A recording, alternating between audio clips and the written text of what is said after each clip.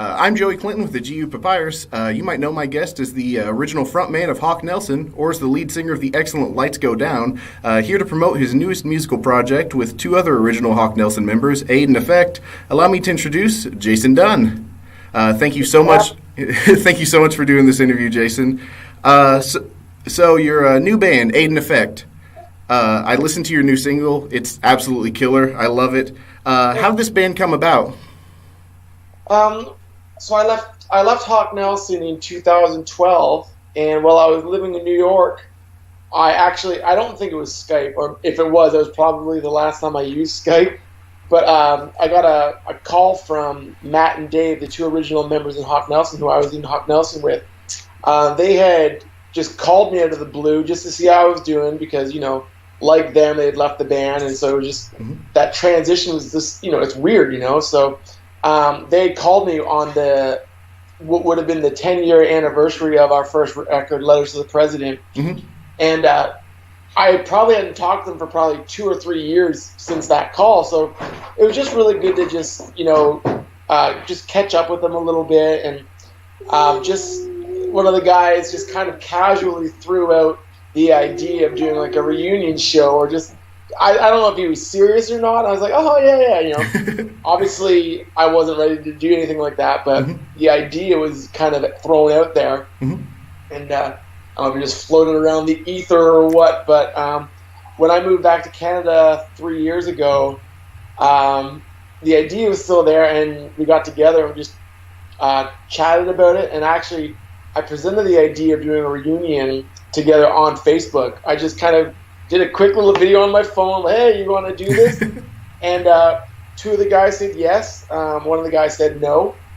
And so we just started, and like I said, Joey, we were originally just planning on doing like a show, just to say we did it, And so then when we started kind of preparing and planning the idea and jamming out together like we used to, it just felt so natural, and rather than just like, okay, let's plan to do a show, all of a sudden I'm like, well, I got a couple ideas I've been working on.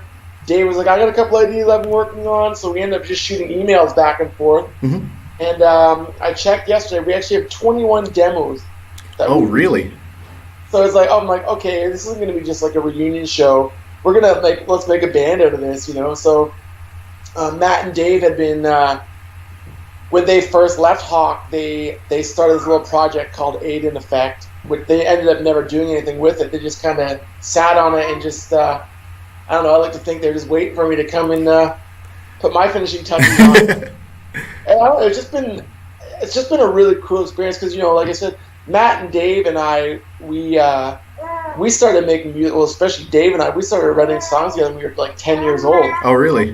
What we were doing. So we've kind of been through a lot together musically and just personally, and it's just been really refreshing, I guess, because like I said, we hadn't talked in years. Like there was kind of a bit of a, the flame kind of went out in our relationship just as people, so it was just really nice just to rekindle that flame and just, we've all got kids of our own now, so hopefully our kids will play music together and just kind of next generation thing, who knows? Oh, hey, that sounds great. About the name, what's the story behind that, Aid and Effect? Again, this was Matt and Dave's idea, so the intent behind it was music is such a powerful thing, I've seen it firsthand that music has the ability to change a life. And like anything, when you can assist someone, whether it's, through doctors or whatever, that have that effect on someone is just an amazing thing. So I think that name really ties in perfect for a band that's making music, and that is exactly our approach with this project is, it's going to be fun to make just fun, like feel good music, but when you can have a message to go with it, then it's a winning combo. Okay. I was going to say, I've noticed you guys aren't the only pop-punk band having to getting back together. I mean, Bowling for Soup, 11-7, We the Kings, Boys Like Girls, MXPX, Good Charlotte, all those different bands have been having either reunion tours or coming back together, kickstarting an album or something. What do you think it is about pop-punk that just keeps people coming back over the years? I don't know if it's just pop-punk or just music in general. Like, when I left, like I said, when I left in 2012, I wasn't sure what I was even going to do, and like I said, I moved here back to Canada in 2016, and I was just kind of like, just, I don't know if I was just done with music. I just kind of wanted to be.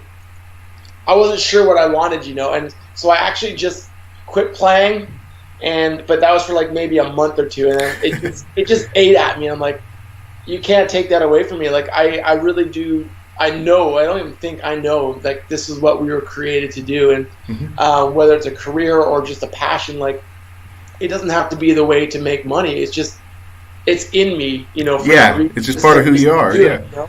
So I just started, like I said, just kind of working on material here and there. Not sure what I wanted to do with it. I've got folders downstairs of like songs that I'm not sure what to do with, even to this day. Like, there are certain ideas I could never use for this project, or whatever. So I still don't know. Maybe one day I'll come up with some random eclectic project one day. But you can't take music out of someone that was born to make music. And Matt, Dave, and I, and along with our friend Jake, who plays bass in Aid and Effect, we're all kind of in the same boat for that. And we just give our everything for it, and it's been a real excitement and a real pleasure to do it, especially with these guys. So over the years, you've been on a heck of a journey, going from just being a Canadian teen playing rock and roll to become one of the biggest pop punk Christian bands in the world. I mean, how would you say your faith has changed and grown over the years through that? Well, as cliche as this sounds, like I think, 3 years ago, I think I got saved. Like I grew up in a Christian home my whole life, or from at the time I was about 5 years old, so as early as I can remember, anyways. And so that's just I didn't know any other way, and I just kind of went about my life without even having to. I don't want to say I didn't have to try, but I didn't try. It just that was it, and I think as I got into the later years in Hawk Nelson, it's not that I doubted, but I think I just stopped trying to a certain extent, that it didn't leave me, but I kind of left the faith, you know what I mean? And it wasn't like I became like this super evil person. I guess it's easier to say that in hindsight when, now that I'm plugged into a church full time, so I know it's going back to church slowly. It was very refreshing. You feel like you got something out of it, and you're like, wow, okay. So just a real quick story. When I moved back to Canada, my wife and I, we were just dating, and she didn't grow up in the church like I did, but of course it was around Easter time. She was just here visiting me, and my mom was like, and I wasn't going to church at this time either. I was just living, just avoiding the church. I didn't want to run into people, like, oh hey man, where'd you left the band? I just didn't want to deal with that, you know what I mean? So I kind of stayed off the radar for a bit. Just especially in my hometown. But my mom, of course, invited. She's like, you guys should come to the Easter service, and I'm like, okay, well, that's what we've got to do that, and my wife, we were at that point where we were talking about getting married, and we went to church or whatever, and it was a powerful message, something that I'd heard all the time and growing up, it was kind of, I guess it was kind of newer to my wife to hear this message, and they did the regular, like the altar call, if you want to make this decision, raise your hand. And I just passed it by, and then she kind of put her elbow in. She's like, I want to do that. She's like, will you go up there with me? And I was like, at that moment, I'm like, oh, that's pretty cool, I guess. Like, she's like, if we're gonna start this relationship or a marriage, she's like, I want to start like this. And she's like, will you be there with me? And so I went to the front with her, and I said the sinner's prayer with her, like audibly, out loud. And I don't know, as soon as I said that, man, something changed inside of me. I felt it, and it was weird. It was unexpected because I wasn't expecting to do that for me. I was just doing it to show my support, but I knew my life was changed at that instant, and it's been full-fledged from there, man, and it's been really great. We're both serving in our church full time now, and it's just been an incredible journey, and I never expected this in a million years that this is what I would be doing, and I love it. God is good. All the time. Now, one more thing I want to ask you. Here at my college, there's a lot of aspiring creatives. There's musicians and artists and everything. So my question is, if you could go back and give young Jason Dunn, back 17 years old, playing in Swish, getting ready to... Your homework. Yeah, I did my homework. I want to make sure I did this right. No, but he's getting ready to take on the world. Some words of advice. What would you tell him? Jason, do not sell your band name. Go down with it. It is what it is, man. But you know what? Yeah, there's obviously, in hindsight, everything's easier and clearer to see. But I wish we ended that a bit differently. I wish we kind of went out with a bang and finished strong, and maybe revisit the reunion again. But at the same time, I guess not, because everything does happen for a reason. And I know those guys, Hawk Nelson, they're still going, and I guess I know they're making music still and just put it new CD. So I guess I take that. I retract that statement. If it wasn't for that, then we wouldn't have Jake and Aiden Effect. And I know there's gonna be some big things done with this. So, I don't know if I would change anything, to be honest with you.